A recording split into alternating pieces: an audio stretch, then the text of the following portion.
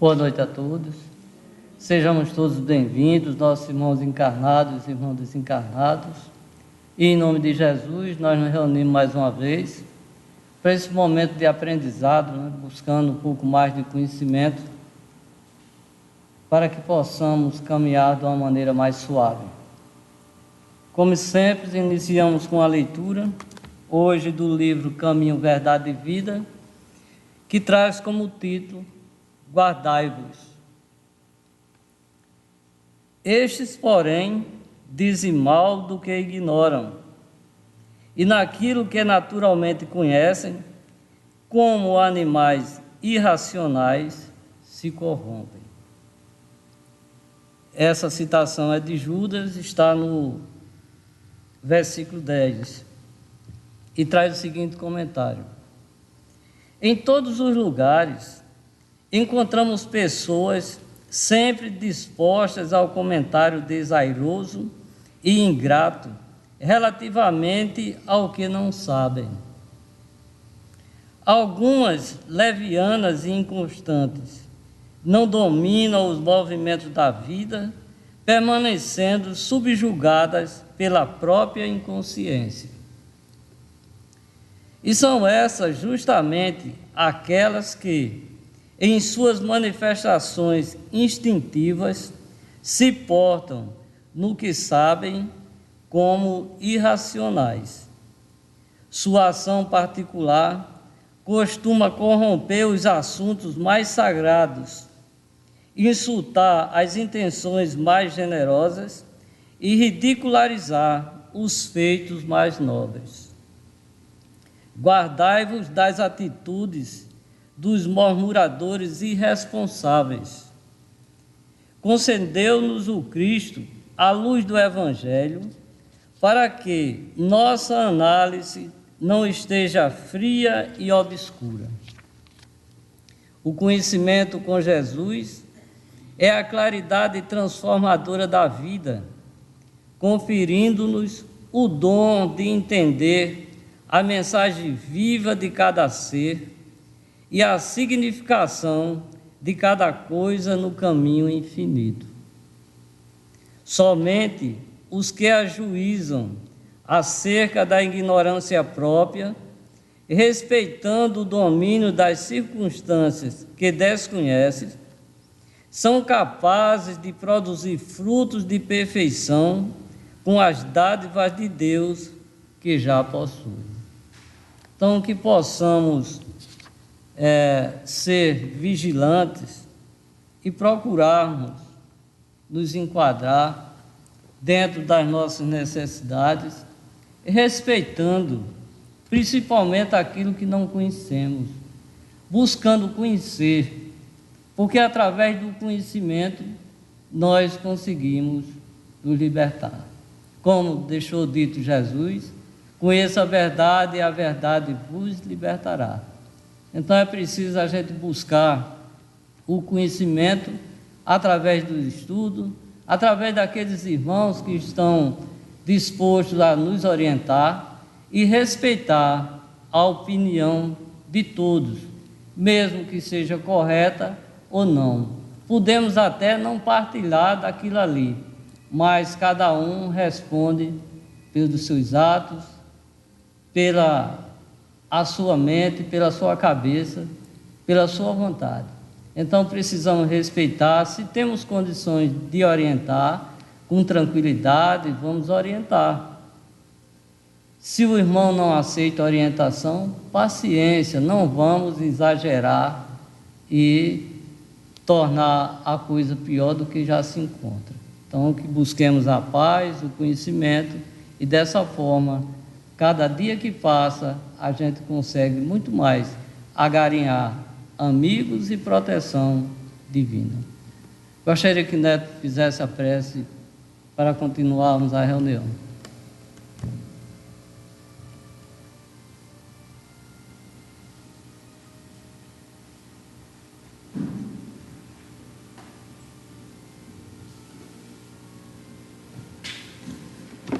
Confiantes na presença de Jesus, nós te agradecemos por essa oportunidade que nos foi dada. por estarmos todos nós, espíritos encarnados, como os queridos irmãos desencarnados aqui presentes, para ouvirmos o que será dito na noite de hoje. Te agradecemos, Jesus amado, por tudo quanto nos deste e nos dá.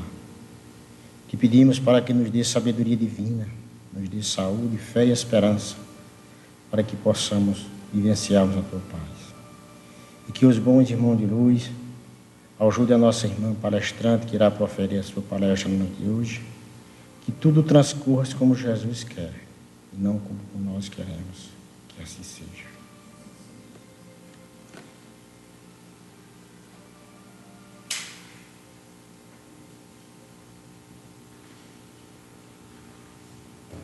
Envolvidos nesse clima de paz, vamos passar a palavra à nossa irmã Cláudia, que hoje coopera conosco. Cláudia.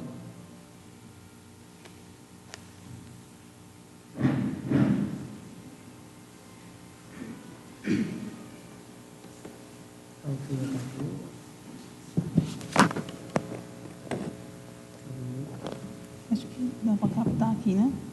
Boa noite.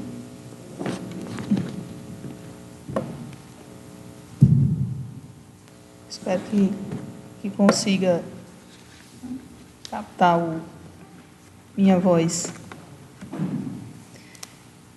Eu gostaria de agradecer imensamente a Deus pela oportunidade de estar aqui nesta noite, entre amigos, para ter a alegria e a honra de trazer alguns ensinamentos que a doutrina espírita nos dá.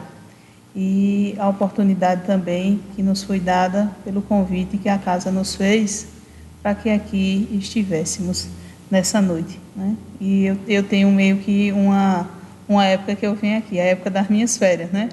Então, José sempre me pergunta, quando é que você está de férias? Então, a gente já sabe mais ou menos quando é que eu tenho a alegria, né? Sempre que vocês me convidarem, ter a alegria de estar aqui.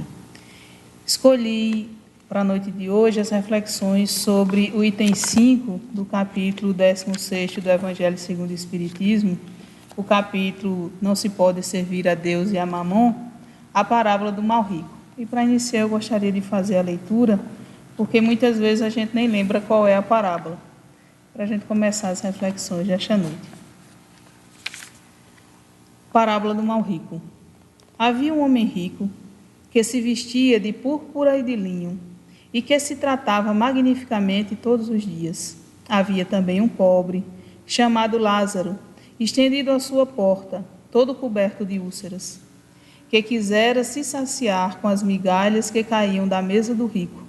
Mas ninguém lhes dava, e os cães vinham lamber-lhe as feridas. Ora, aconteceu que esse pobre morreu, e foi levado pelos anjos ao seio de Abraão. O rico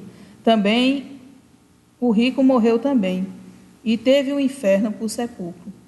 E quando estava nos tormentos, levantou os olhos para o alto e viu ao longe Abraão e Lázaro no seu seio. E gritando disse essas palavras: Pai Abraão, tende piedade de mim, e enviai-me Lázaro, a fim de que ele molhe a ponta do seu dedo na água, para me refrescar a língua, porque eu sofro tormentos extremos nesta chama. Mas Abraão lhe respondeu: Meu filho, lembrai-vos que haveis recebido vossos bens em vossa vida, e Lázaro não teve senão males. Por isso, ele está agora na consolação, e vós nos tormentos. Além disso, há para sempre um grande abismo entre nós e vós, de sorte que aqueles que querem passar daqui para vós não podem, como ninguém também pode passar para aqui do lugar em que estáis. O rico lhe disse: Eu vos suplico, pois, pai Abraão, envia-lo à casa de meu pai, onde tenho 5 irmãos, a fim de que lhes ateste estas coisas, de medo que eles venham também para este lugar de tormentos. Abraão lhe replicou: Eles têm Moisés e os profetas, que os escutem. Não, disse ele, pai Abraão, mas se alguns dos mortos os procurar, eles farão penitência. Abraão lhe respondeu: Se eles não escutam, nem Moisés nem os profetas, não crerão, não mais, quando mesmo algum dos mortos ressuscitasse. Isso está no capítulo 16 do Evangelho de Lucas, nos versículos 19 a 31.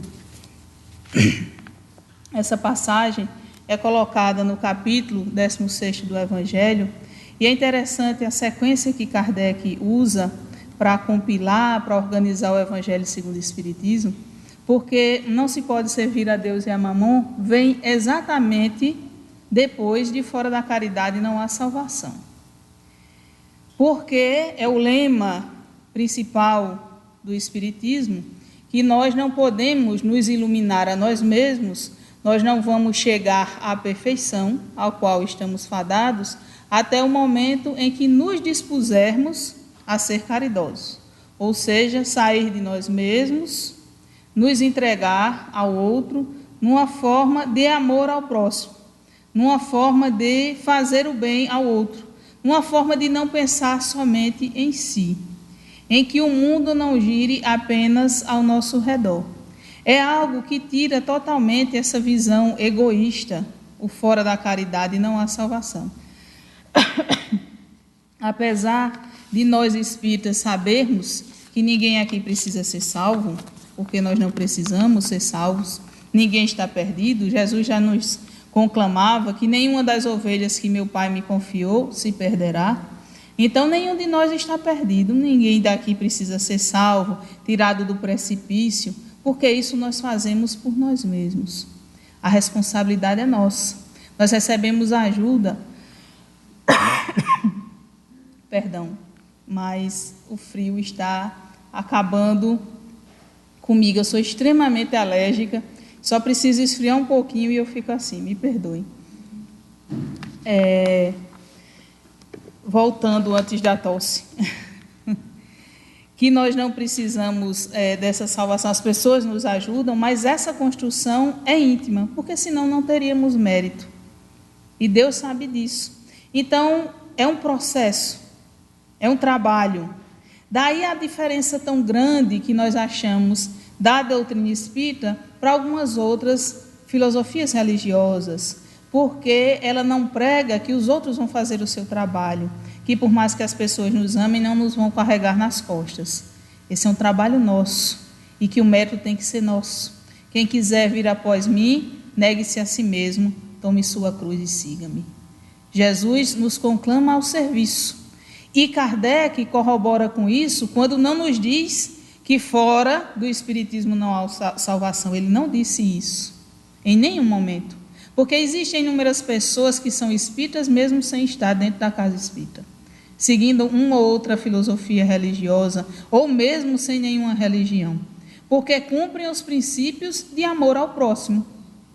Em quaisquer lugar da terra existem pessoas assim, que cumprem esses preceitos, que cumprem a lei de Deus. Então, pela própria definição, pela própria colocação dos conceitos, das definições que assim sejam, essas pessoas são espíritas.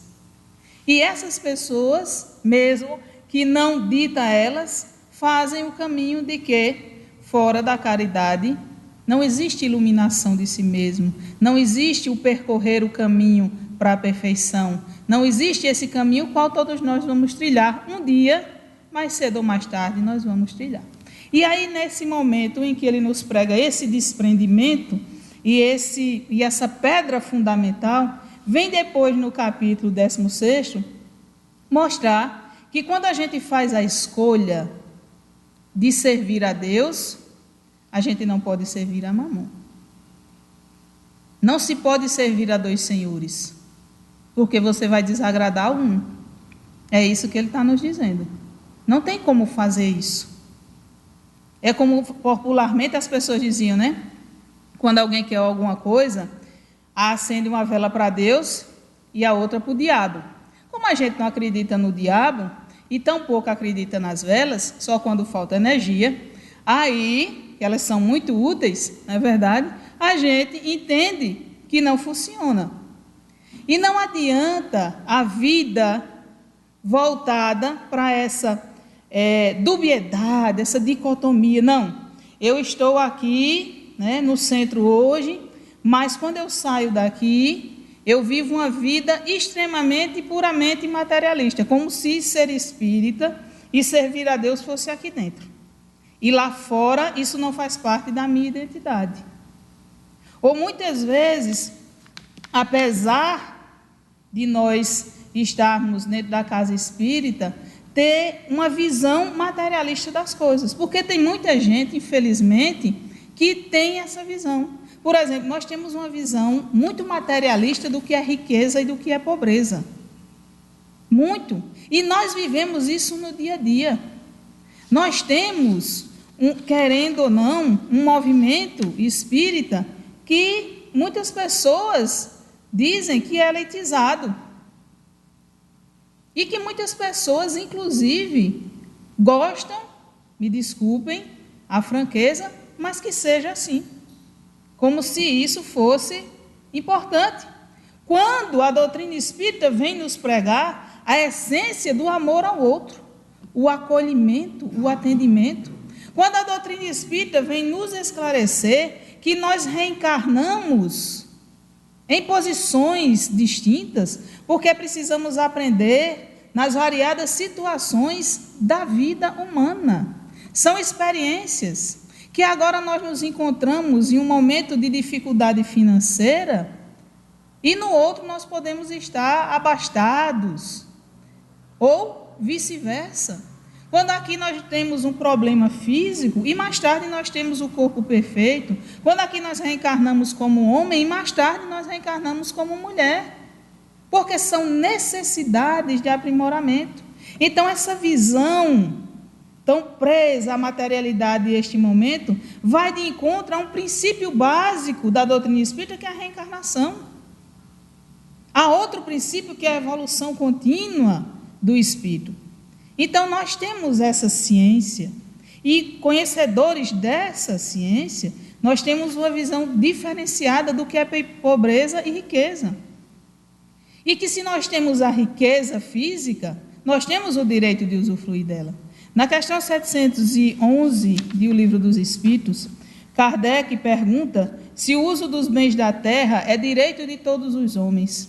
E os Espíritos respondem: esse direito é consequente da necessidade de viver. Deus não imporia um dever sem dar ao homem o meio de cumpri-lo.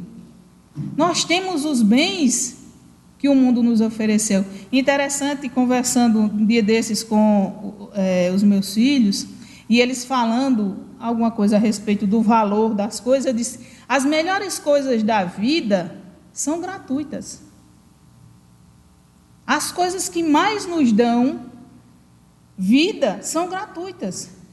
O sol, ninguém consegue encaixotar o sol. O sol, a chuva, cai para todos. Essas são coisas que dão a vida, nos dão a vida, e elas são nos dadas de graça, porque ainda não conseguiram encaixotar para poder vender.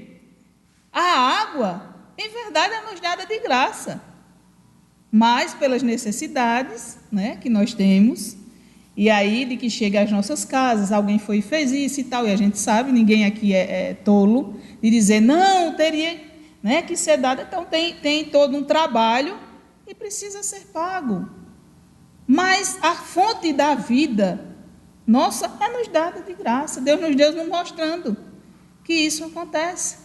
Então, o valor das coisas, como é que a gente vai valorar isso? O ar que nós respiramos, sem ele. É tão interessante a vida, como nós não entendemos o que é riqueza verdadeiramente e o que nos faz bem, que nós precisamos de nitrogênio para viver. E a gente não consegue respirar, a gente respira oxigênio, expele gás carbônico. E o nitrogênio, né, se eu me lembro bem das minhas aulas de química, se eu estiver errado, alguém me corrija, está em grande quantidade, né, mas a gente não consegue absorver no ar. Aí onde é que a gente vai tirar isso? Das plantas, da alimentação, que eles conseguem absorver, porque a gente precisa também. Está vendo como Deus nos dá aquilo que nós precisamos. Isso é ou não é riqueza? Isso é uma riqueza muito grande. O que é miséria? O que é pobreza? A pobreza daquelas pessoas que não conseguem entender a grandiosidade de Deus, que não conseguem ver a beleza que existe no mundo, que não conseguem entender que o próximo não é alguém para ser combatido, é alguém para ser amado, é alguém para ser respeitado, é alguém que nos ajuda nesse caminho da evolução, porque nós precisamos uns dos outros. Talvez essa seja a pior pobreza que o ser humano enfrente. Mas a questão física, monetária, não é.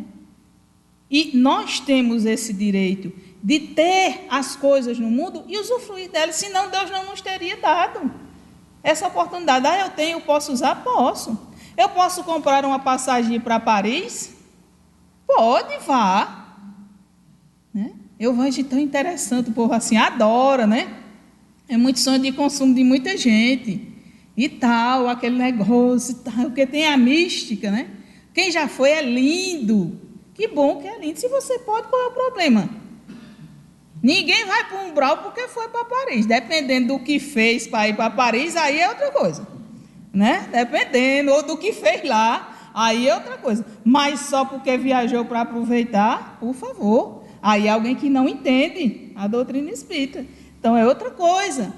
Quando Kardec pergunta, falando da miséria e da riqueza, lá na questão 814, ele pergunta assim: por que Deus concedeu as riquezas e o poder a uns e a miséria a outros?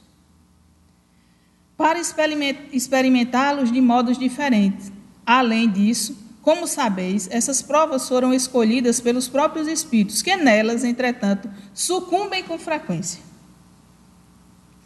Tem uma parte em o Livro dos Espíritos intitulada Escolha das Provas. Eu vou dizer o capítulo não, porque eu sempre gosto de deixar assim para o pessoal ir procurar. E aí Kardec perguntou se somos nós que escolhemos as provas.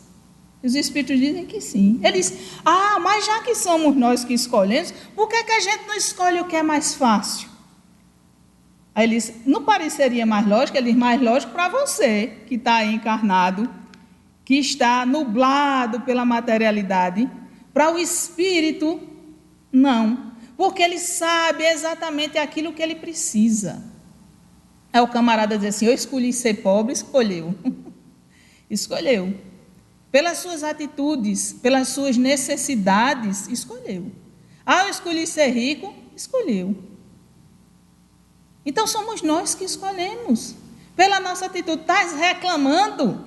Né? Eu tenho uma amiga muito filósofa, assim, que ela tem uma filosofia muito interessante. Ela disse assim, a gente tem 2 oportunidades de ficar rico na vida. Eu disse, ela disse, eu disse, quando ela disse, uma quando nasce, essa eu perdi. Eu digo, foi. E a outra, quando casa, passei batido. Eu digo, pronto, minha filha, eu digo, que trabalho, esforço, mulher. Ela me diz, né? E eu morrendo de rir com ela, eu digo, tá certo. Então, vou deixar essa sua filosofia, né, para ver se algum dia resolve. E aí, essa ideia, não, porque eu quero, eu preciso. Não é que a gente não busque o bem-estar. Mas tem gente que trabalha a vida inteira, não consegue comprar uma casa. Se esforça. Tem programa do governo, tem não sei o quê, né? E faz de tudo. Trabalha honestamente e não consegue. E tem outros que parecem aquele... tinha um personagem do Tio Patinhas lá, que ele era o cara da sorte, Gastão, olha o nome dele, Gastão. Então, Gastão não trabalhava, porque Gastão andava e ele achava o dinheiro no meio da rua. Tudo que ele queria, ele achava, né? Eu imagino o quão terrível é viver assim. O quão terrível. Porque o trabalho é algo extremamente compensador para o ser humano. Por mais que a pessoa reclame, porque muitas vezes reclama porque não gosta do que faz. Existe isso. Você se impõe uma profissão porque os outros escolheram, porque os outros acham que aquilo vai ser bom financeiramente para você e você é infeliz. Porque quem ama o que faz, vai para o trabalho feliz da vida. E discute, e conversa, e aquilo é uma alegria, não se torna um fardo. Se todo mundo fizesse o que ama, a gente viveria muito mais feliz e menos estressado nos trabalhos. Mas aí, voltando à questão da riqueza, então, por que a gente é colocado nisso? Para experimentar. A gente precisa experimentar. Então, o rico aqui escolheu vir rico, e Lázaro escolheu vir pobre. Cada um tinha suas necessidades.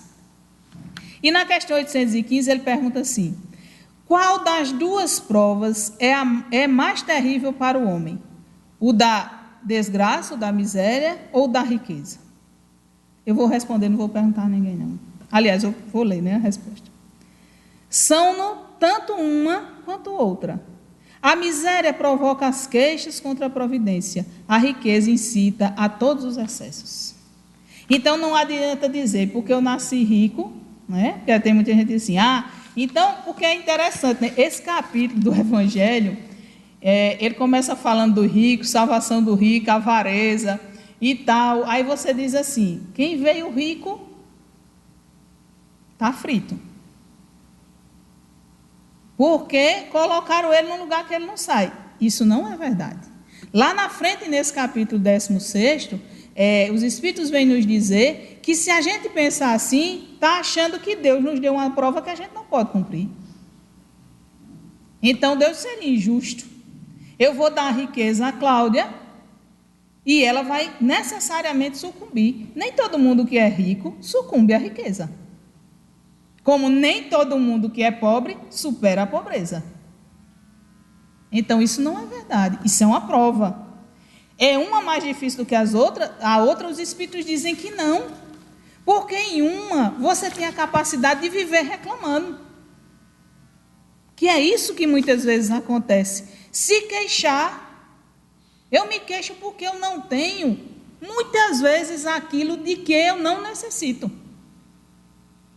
Porque muitas vezes nós nos queixamos daquilo que nós não necessitamos.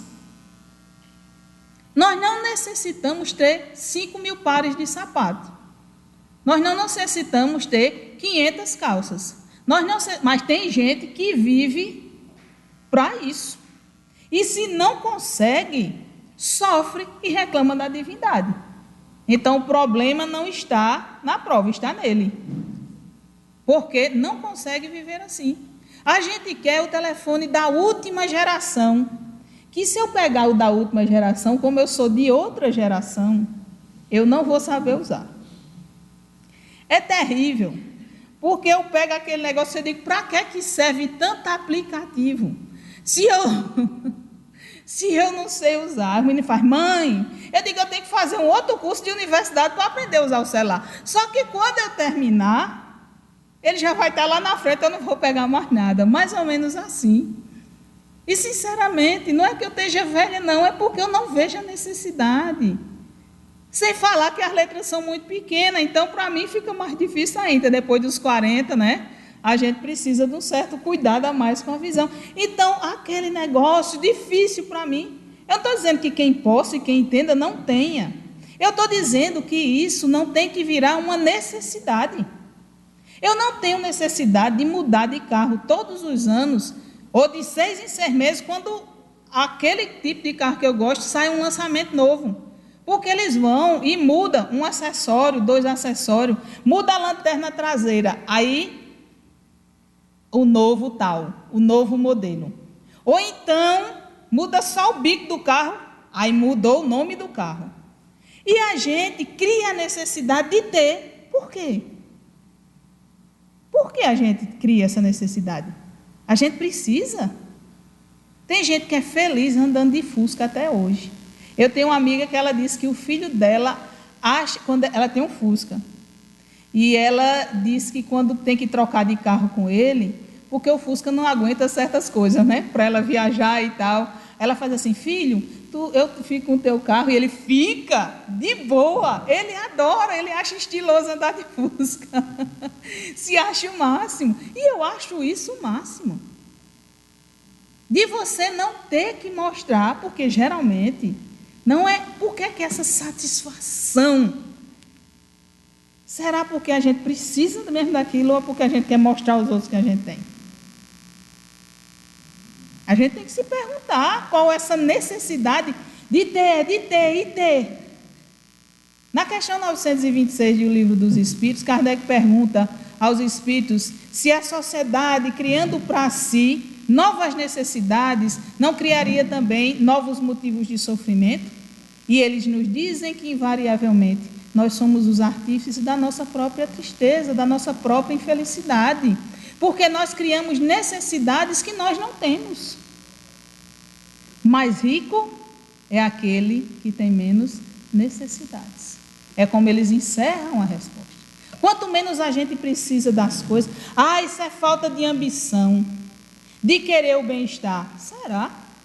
Tem inúmeras pessoas que são felizes com tão pouco, porque nós estamos aqui de passagem. Tudo que a gente consegue material, fica aqui. Ninguém leva nada. E as pessoas focam sua vida em busca de algo que elas vão deixar. E esquecem de trabalhar por aquilo que elas vão levar. Porque passaram tempo demais trabalhando em uma coisa que ia ficar aqui. E muitas vezes se tornando uma pessoa extremamente doente. Doente por querer. Então, às vezes, a pobreza é uma prova talvez muito mais dura do que a riqueza. Por você viver nessa ânsia. Como a riqueza é uma prova extremamente difícil. Imagine você ser multimilionário. Uma pessoa que não se preocupa. Eu escutei quando houve o casamento real, né, esse mais recente, porque vive tendo a realeza ali, se perpetua, né, na Inglaterra, é uma beleza. É lindo aquilo, né, para quem gosta. Então, aí quando casou, aí alguém fazendo os comentários, eu não assisti o casamento, mas eu vi depois, alguém fazendo um comentário assim, imagine você nunca mais ter que se preocupar em pagar uma conta. Eu digo, realmente deve ser o sonho de consumo de muita gente, porque o que mais a gente tem nesse mundo para fazer é pagar a conta, né? Toda semana chega uma, duas, três, acontece. Para viver, nesse mundo em que nós estamos, nós temos que dar a César o que é de César, porque é o nosso dever. Então, eu fiquei imaginando, imagina alguém que não tem que se preocupar financeiramente com as coisas, que ótimo. Então, essa pessoa pode focar em fazer o bem aos outros.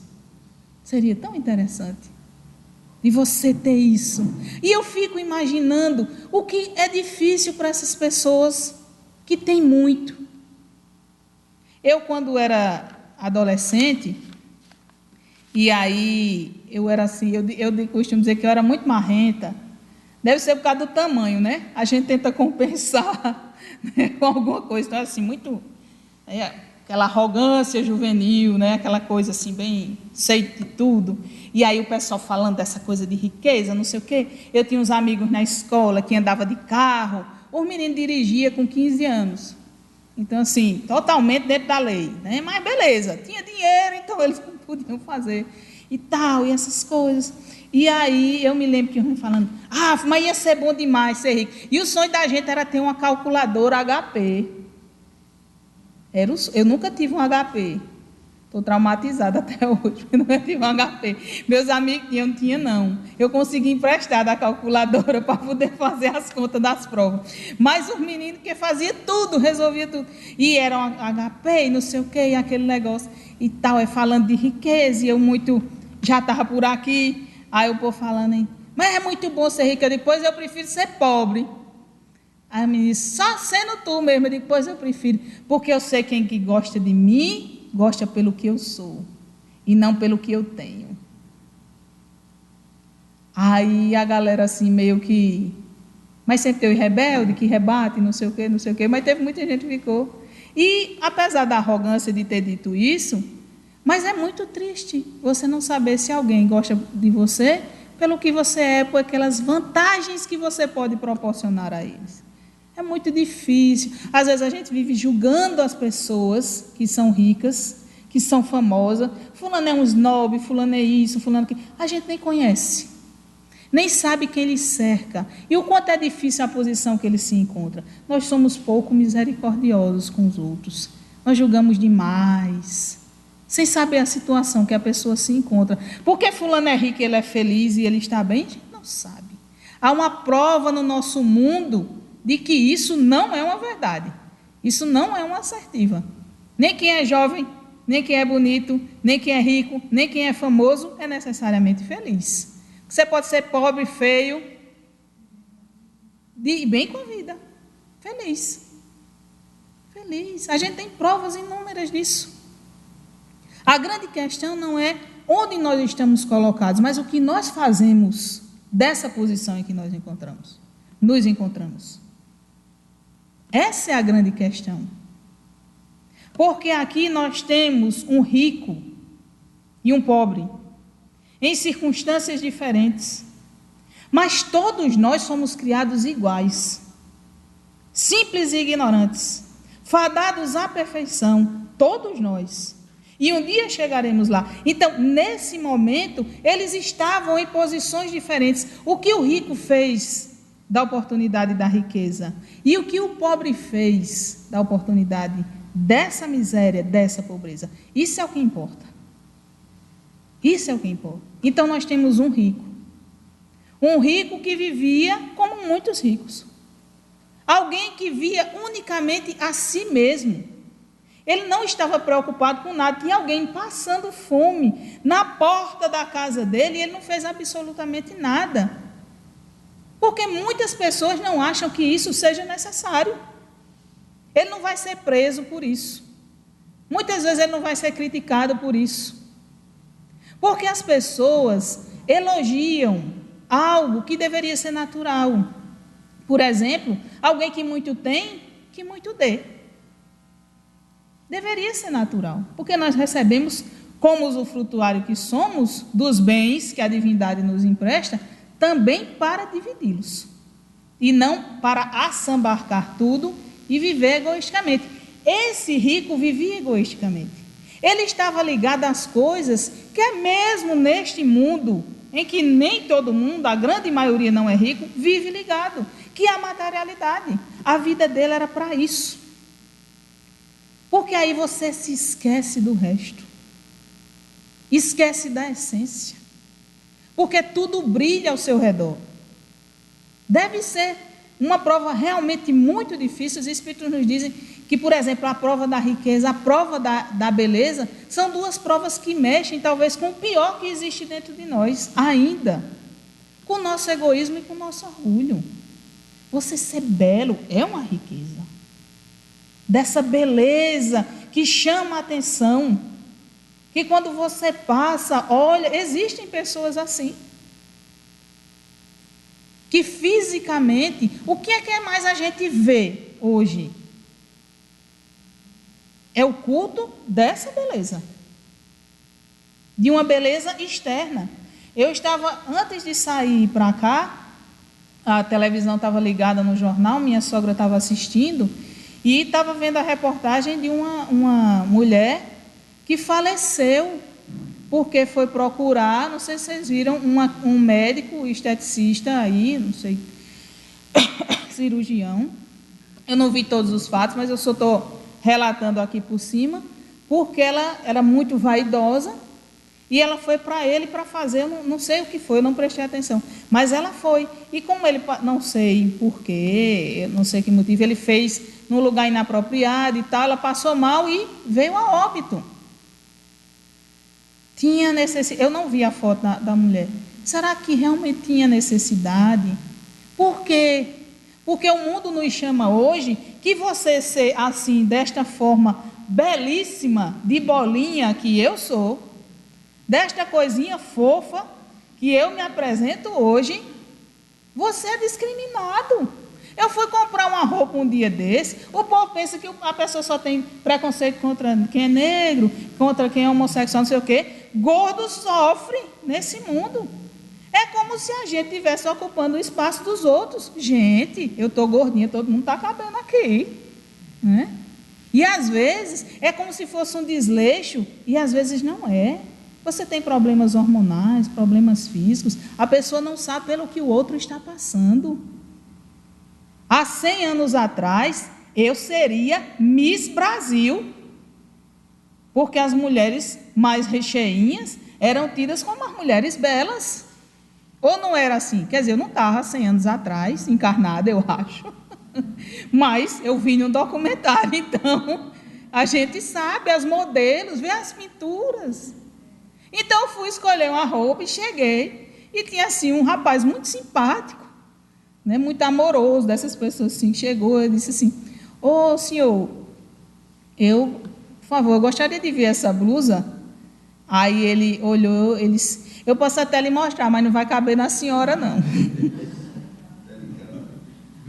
Aí eu: por favor, me mostre. Eu estou dizendo, parece mentira, gente, não é. Eu tenho testemunha disso, eu estava com um amigo do lado. Digo: o senhor, por favor, me mostre. Aí ele: eu estou dizendo que não vai caber na senhora. Eu sou condenado. Me dê a camisa. Olha, gente, eu vou dizer a vocês, nem que não tivesse nem entrado, eu tinha levado, porque eu ainda não cheguei no nível de perfeição, ainda estou daquela. Peguei a blusa, paguei, eu digo: eu levo, posso não vestir, mas eu levo. Besteira minha, né? Se bem que depois eu emagreci, a blusa coube, mesmo naquela época já cabia, né? Aí, tipo assim, deu vontade de eu passar na loja e dizer assim: olhe, o senhor está vendo? O senhor está vendo que coube, né? Mas aí, graças a Deus, serve agora para a gente, né, fazer a reflexão e rir durante a palestra, mas não fica nada, eu vou ter raiva do rapaz porque disse isso. Tem pessoas que são, infelizmente, assim. Então você sofre por isso.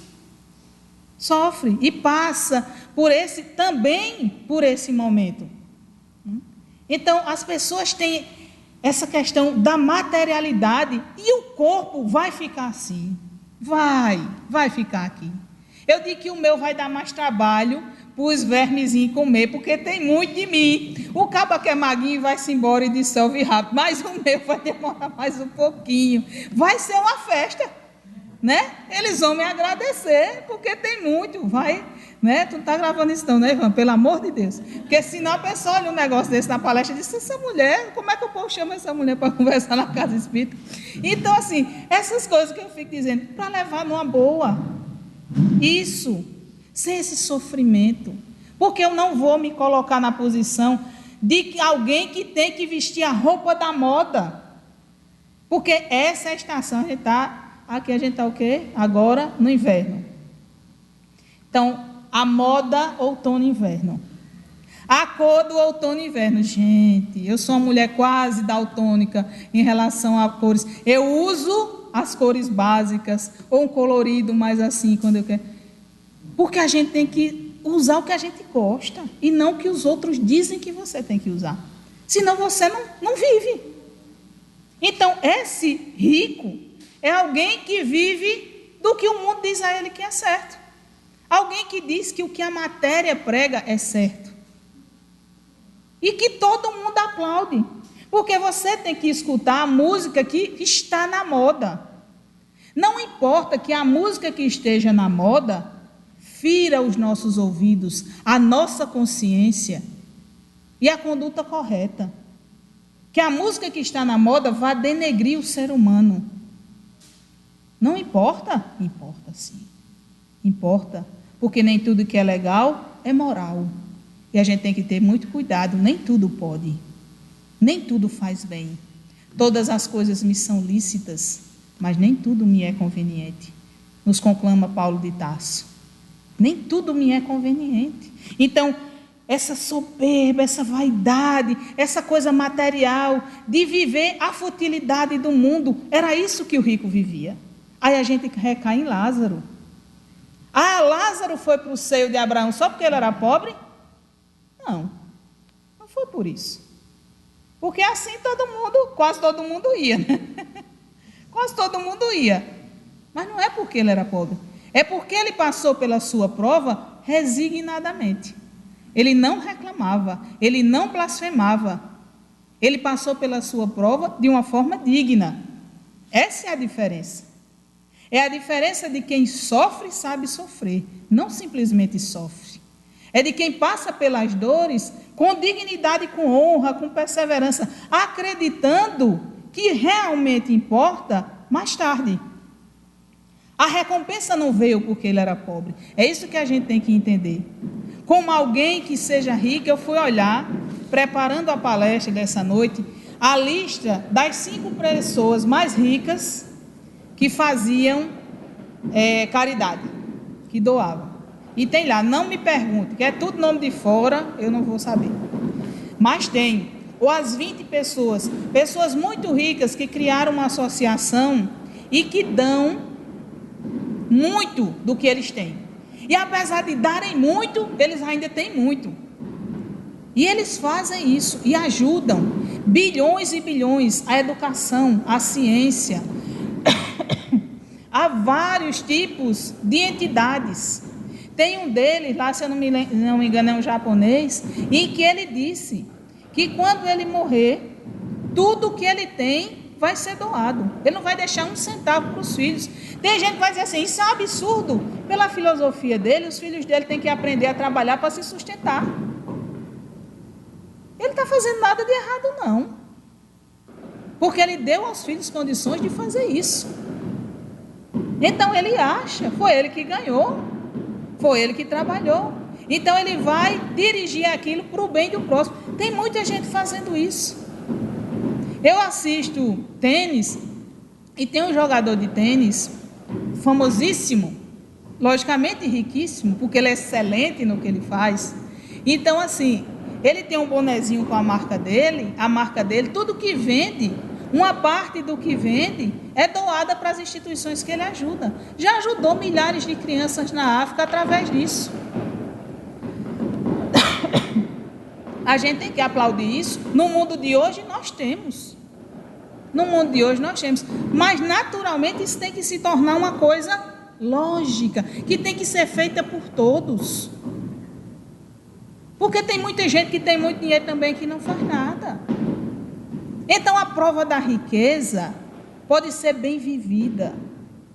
Pode sair-se daqui com excelência. Existem inúmeros exemplos disso. Como a prova da pobreza. E a questão é, como nós estamos vivendo o nosso lugar, a nossa experiência. Essa parábola nos mostra um dos princípios básicos da lei de Deus, da doutrina espírita, que é a lei de causa e efeito. Não é onde você é colocado, mas o que você faz, onde você é colocado. O que você faz da vida que você tem. E aí, não é porque você é rico, não é porque você é pobre. É como você utilizou a experiência. É isso que acontece. Você tem um Lázaro resignado diante de um sofrimento atroz. E você tem alguém que tinha todas as possibilidades de fazer o bem e não fez. Então, causa e efeito. Ninguém está fugindo disso. Você vê o rico sofrendo porque é o sentimento de culpa. Muita culpa ele sente. Porque ele tinha a oportunidade e não fez. Como vai acontecer com muitos daqueles que conhecem o Senhor, a palavra do Senhor, inclusive nas veredas espíritas, e que apesar de toda a riqueza que receberam, não utilizaram. Então esse sentimento de culpa bate. Os espíritos nos relatam que é um grande problema, inclusive Joana de Anjos, eu não me lembro o texto que ela disse, é um dos grandes problemas de nós sairmos daqui. Não é que a gente não possa ir, aliás, não é que a gente não queira ir, é porque a gente não pode. A culpa é tão grande que a gente se carrega dela e não consegue avançar. É uma questão vibracional, isso é física. A vibração é diferente. Eu queria ir para Nosso Lar, porque eu acho engraçado, todo mundo quer ir para Nosso Lar, só porque é em cima do Rio de Janeiro. É chique, é? Por que a gente não vai para as colônias daqui mesmo, que está mais perto, já não, né? Já está difícil chegar na colônia, o povo ainda quer ir lá para baixo. Não, gente, vamos para cá mesmo, né? E aí, mas quer ir, mas está pronto para ir? A gente tem a energia suficiente para isso? A gente está na vibração correta para isso? O rico não estava. Ele estava cheio de culpa do que podia ter feito e não fez. Está arrependido, realmente está arrependido. Mas a doutrina espírita nos ensina que não basta arrependimento. A gente precisa, está lá no item 16 do livro O Céu e o Inferno, do item 16 do Código Penal da Vida Futura. Para você reparar, para você ressarcir o débito, para você começar a andar novamente, você precisa se arrepender, expiar e reparar. Está lá. Então ele precisava reparar. É interessante que a gente vê que esses bens materiais que nós recebemos, porque é meu, é tudo meu. Meu carro, minha roupa, minha casa, meu iate, minha fazenda, meu helicóptero, meu avião, tudo é meu, né? Inclusive é meu marido, minha esposa, meus filhos, e nada é nosso. Nada, absolutamente nada. A gente só tem nosso aquilo que a gente pode carregar. E a gente só carrega sentimento, virtude, defeito. Isso é a única coisa. Então, nós somos usufrutuários. Comedidamente, a gente tem que utilizar isso. Guardar, amontoar. Tem pessoas que têm um problema sério. Não vou guardar para quando tiver a crise, aí você entoca a sua despensa de tudo que você puder. Aí está lá sempre cheio. Aí quando vai olhar, venceu tudo. E aí? Não serve para mais ninguém. Ou então faz pior, né? Quando vai vencendo, não, vou dar para uma entidade que precisa. Falta 2 dias para vencer, o camarada entrega lá, tudo perdido. E aí, como se os outros merecessem o pior da vida, quando nós temos o melhor. Isso é muito egoísmo. Uma coisa importante também que nos mostra essa parábola é que ele fala do abismo que existe, que Lázaro não pode ir até o rico e o rico não pode ir até Lázaro. Esse abismo não é físico, não. É um abismo moral. Unicamente moral. Que a gente não pode passar. A espiritualidade. A gente não, essa questão do umbral é isso. A gente não chega lá. Porque a gente não tem o material suficiente, a força necessária para chegar lá. Vibracionalmente, a gente não consegue estar naquele lugar de luz, porque nós nos colocamos nesse estado. Os espíritos superiores vêm ter conosco, mas eles não estão naquela vibração. Nenhum momento. O abismo moral que existe entre nós e Jesus é enorme. Enorme.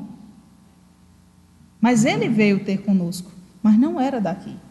E ele não terminou, não deixou suas virtudes, não. Ele as tinha todas. Então ele pode transitar, mas nós não podemos. Nós não podemos. Então esse abismo só é ultrapassado quando a gente se eleva, em qualquer experiência que nós estejamos. Então a questão aqui é simplesmente... Isso daria margens a tantas interpretações dessa parábola. Mas, principalmente, eu vejo, né, nessa perspectiva muito simples, minha perspectiva, que a gente vê muito aquilo que nos fala ao coração, é a questão de aproveitar a oportunidade que Deus nos deu.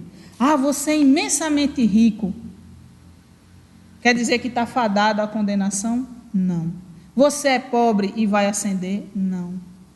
Você é bonito e só porque você é bonito você vai entrar no reino dos céus? Se fosse assim, eu estava feita. Subia direto, né? Eu brinquei um dia desses, os meninos falando dessa questão da prova da riqueza e da pobreza, da beleza e não sei o que. Eu digo, olha, eu sei o que é isso. A prova da riqueza eu não preciso na vida, mas a da beleza eu estou passando nela, nessa existência. E aí todo mundo riu, mas eu me acho linda. Vocês não se acham lindos, não?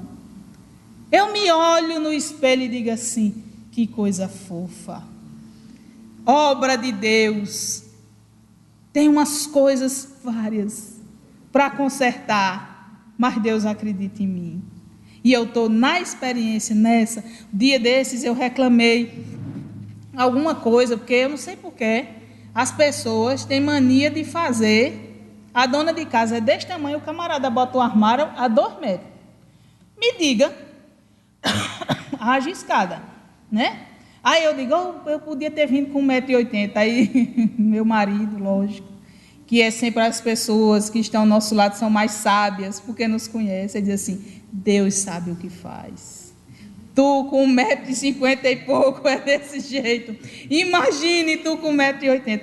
Deixa assim. Porque essa é a experiência que nós necessitamos. Talvez essa seja a questão primordial. Não é onde você está colocado, mas o que você faz dela. Desse momento, dessa experiência, dessa oportunidade. Tudo que Deus nos deu é para o nosso engrandecimento. Se nós não sabemos disso, então estamos entendendo a doutrina errada. Se nós não entendemos isso. Tudo que Ele nos deu, tudo, é para o nosso engrandecimento e para a nossa felicidade, para a nossa edificação de espírito imortal. Foi por isso que Deus nos deu e todos os dias Ele nos dá a oportunidade e nos concede os meios de viver isso. Aproveitemos.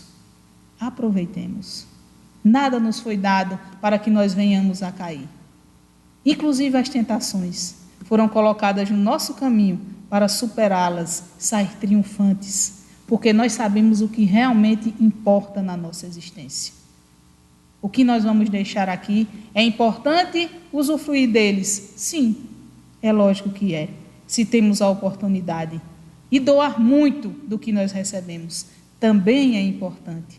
Mas a essência de sairmos daqui leves, felizes. Senhor, eu cumpri minha tarefa.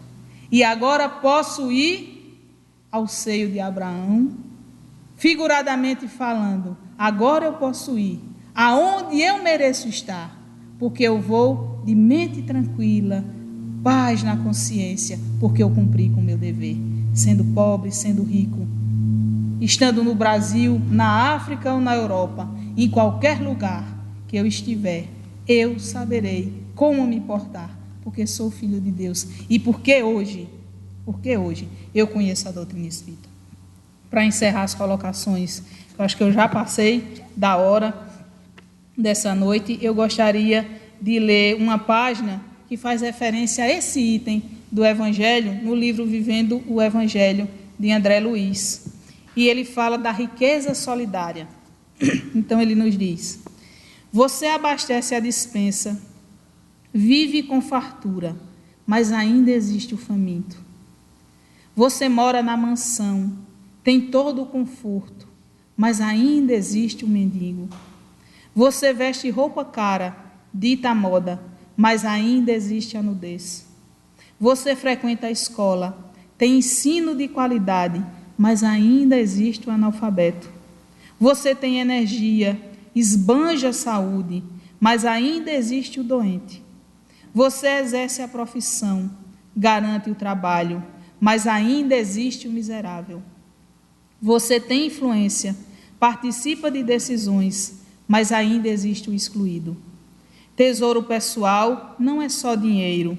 Qualquer que seja a sua riqueza, lembre-se de que ela tem compromisso com a solidariedade.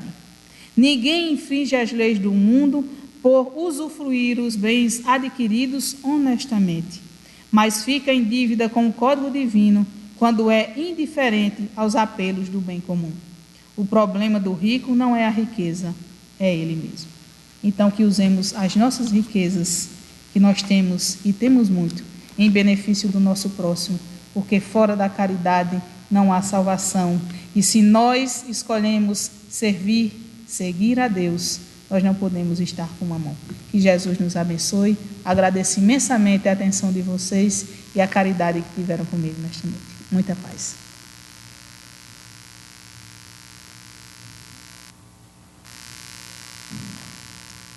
Após esses lembretes, esses ensinamentos, que cada um de nós possamos refletir e estudar mais um pouco sobre tudo que foi dito e termos a certeza que Deus é dono de tudo e nós somos filhos de Deus. Então, nesse momento, nos reservamos a sessão de passe os passistas queiram se dirigir à Câmara de Passe e as pessoas necessitadas possam seguir.